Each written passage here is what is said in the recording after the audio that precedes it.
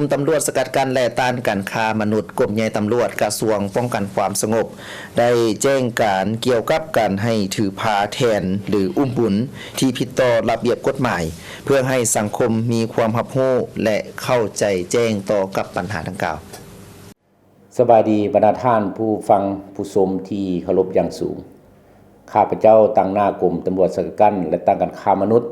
กรมใหญ่ตำรวจกระทรวงป้องกันความสงบขออนุญาตสนองข้อมูลเกี่ยวกับการให้ถือพาแทนหรือว่าอุ้มบุญที่ผิดระเบียบกฎหมายเพื่อให้สังคมมีความรับรู้และก็เข้าใจแจ้งต่อปัญหาดังกล่าวในระยะผ่านมาคือในช่วงปี 2018-2019 เจ้าหน้าที่ตำรวจพวกเขาก็ได้พบเห็นมีการโฆษณารับจ้างถือพาแทนหรือว่าอุ้มบุญเกิดขึ้นหลายและก็สามารถจับตัวผู้กระทำผิดมาดำเนินคดีตามกฎหมายในข้อหาการฆ่ามนุษย์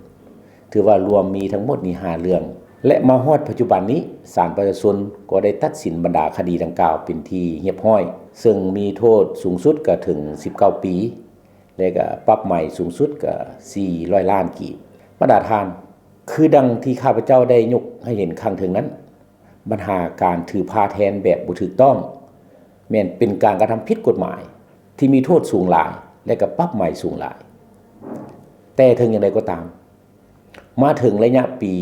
2024 หาปี 2025 เจ้าหน้าที่ตำรวจพวกเขาก็ยังพบเห็นการโฆษณากลุ่มนายหน้ารับจ้างถือพาแทนหรือว่าอุ้มบุญผ่านสื่อสังคมออนไลน์ตื่มอีกด้วยการโฆษณาว่าต้องการคนรับจ้างถือพาจะได้รับค่าจ้างสูงมีเงินเก็บสามารถแก้ไขชีวิตครอบครัวได้ดีในเวลาถือพาก็จะได้รับการเบิ่งแยงดูแลเป็นอย่างดีมีคนรับใช้หรือว่าอำนวยความสะดวกทุกอย่างต่างๆนานาและอื่นๆบรรดาท่านปัจจุบันนี้รัฐบาลลาวเว้ารวมบ่เฉพาะแขนงการที่เกี่ยวข้อง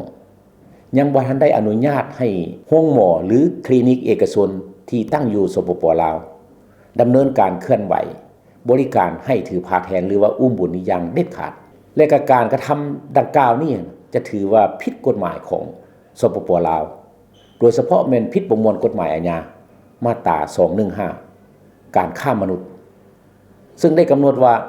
ผู้ที่จ้างให้ถือพาและกับผู้ที่มีส่วนร่วมจะเป็นผู้ผิดกฎหมายโดยตรงและก็จะถูกดำเนินคดีในข้อหาฆ่ามนุษย์ส่วนผู้ที่รับจ้างถือพาก็จะเป็นผู้กระทำผิดกฎหมายเช่นเดียวกันและก็พร้อมทั้งมีผลกระทบต่อสุขภาพมีผลกระทบต่อจิตใจของตนเองและก็ครอบครัวบัดนี้ต่อกับลูกอ่อนหรือว่าเด็กอ่อนที่เกิดออกมายังบ่ฮู้ชะตากรรมใหญ่ขึ้นมาเขาจะเอาไปเป็นแนวใดแต่ที่แน่นอนว่าแม่นเด็กน้อยนั้นจะตกเป็นผู้ถือข้อห้ายของการฆ่ามนุษย์ซึ่งสุดที่เป็นหน้าสมเพชและก็เป็นหน้าอีดูตนสงสารที่สุดเด็กน้อยฉะนั้นข้าพเจ้าในนามต่างหน้ากรมตำรวจสกัดกั้นและต้านการฆ่ามนุษย์ก็หวังอย่างสูงว่า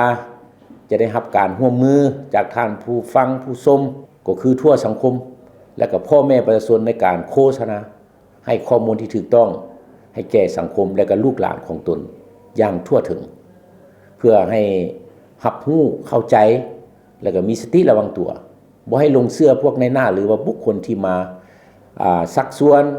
เสนอให้ค่าตอบแทนสูงและอื่นๆเนาะในกรณีบุคคลใดบ่ว่าจะเป็นคนลาวหรือคนต่างประเทศมีจุดประสงค์อยากจ้างถือพาหรือรับถือพาแทนต้องเข้าไปรับคำปรึกษานำแพทย์หมออยู่ห้องหมอของรัฐที่กระทรวงสาธารณสุขกำหนดเพื่อให้รับรู้ข้อมูลที่ถูกต้องและสุดท้ายนี้ก็เพื่อเป็นการประกอบส่วนของทั่วปวงชนเข้าในเรื่องงานรักษาความเป็นระเบียบเรียบร้อยทางสังคมก็คือการสกัดกั้นและต้านการค้ามนุษย์ถ้าหากท่านมีข้อมูลหรือว่าพบเห็นแหล่งข่าวขบวนการในหน้าโฆษณาซอกหามีการติดต่อมีการซักชวนเอาแม่ยิงไปรับจ้างถือพาแบบบ่ถูกต้องท่านก็สามารถแจ้งเบอร์สายด่วน1300หรือว่าเบอร์ WhatsApp 020-2288-1300ของกรมตำรวจสกัดกั้นและต้านการค้ามนุษย์หรือว่าเจ้าหน้าที่ตำรวจที่เกี่ยวข้องเพื่อจะได้พร้อมกันสกัดและแก้ไขให้ทันเวลาขอขอบใจ